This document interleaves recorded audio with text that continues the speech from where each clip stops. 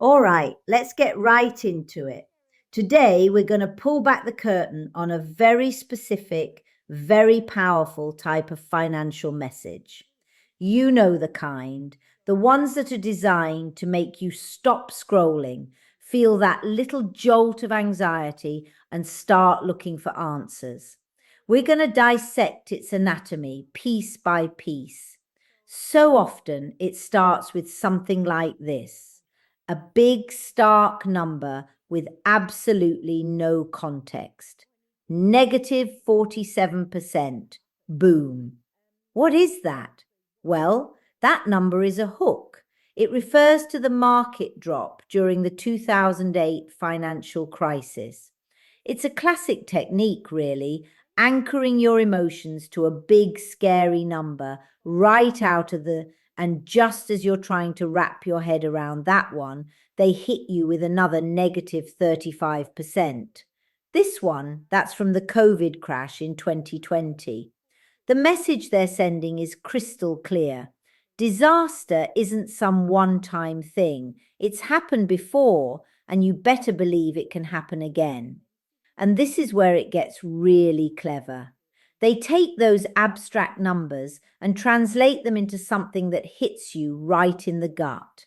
It's not about market percentages anymore, is it? No, it's about a personal nightmare. Waking up one day to find your life savings just decimated. This is how they create a feeling of an immediate personal crisis. So that brings us to the first part of this pitchess anatomy, the shock of the crash. The entire argument, everything that follows, is built on a foundation of fear, using these huge historical events to make the threat feel very, very real. Let's see how they build this. The pitch latches onto these shared painful memories we all have. It points to 2008 and 2020, not as just numbers on a chart, but as hard evidence that the whole financial system is dangerous and totally unpredictable. They're using our recent history to justify the fear they want you to feel right now. The language they use is so simple, you can almost feel it. Poof. It's not a market correction or a portfolio reevaluation. No, it's like a magic trick. Your money just vanishes. It makes something incredibly complex feel sudden, out of your control, and frankly, terrifying.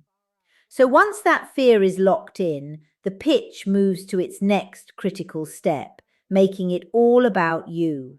See, it's not enough for you to know the market crashed. They need you to feel like it crashed right on top of your own savings. This taps into something called loss aversion. Basically, the pain of losing $100 hurts way more than the joy of finding $100. Feels good. This right here perfectly illustrates that technique. The pitch takes that huge, scary 47% number and puts it right in your wallet.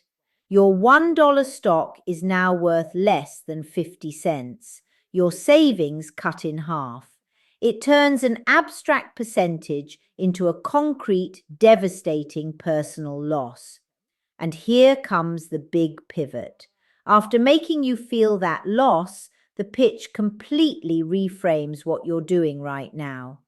All of a sudden, standard long-term investing isn't a smart strategy anymore. It gets relabeled as gambling.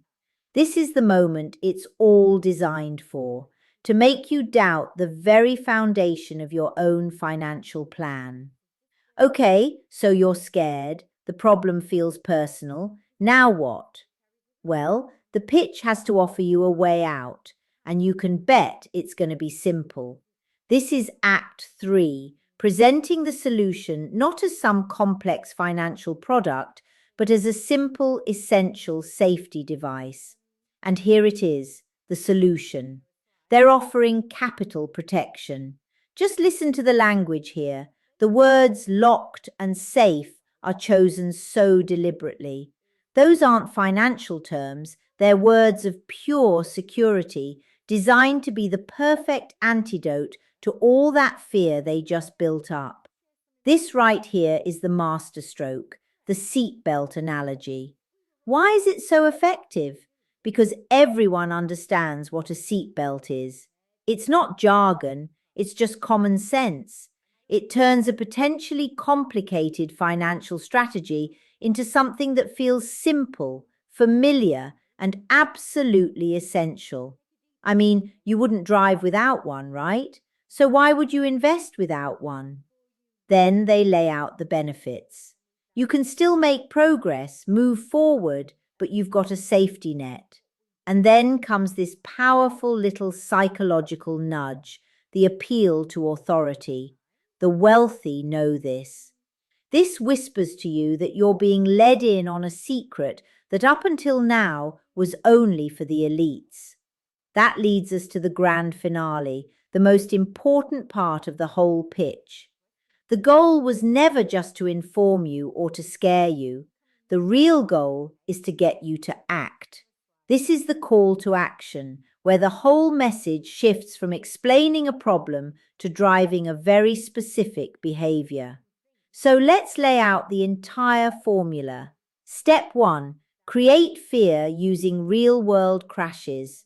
Step 2, reframe your current totally sensible strategy as irresponsible gambling. Step 3, offer up a simple, safe-sounding solution. And the final step, the entire point of this whole emotional journey, is to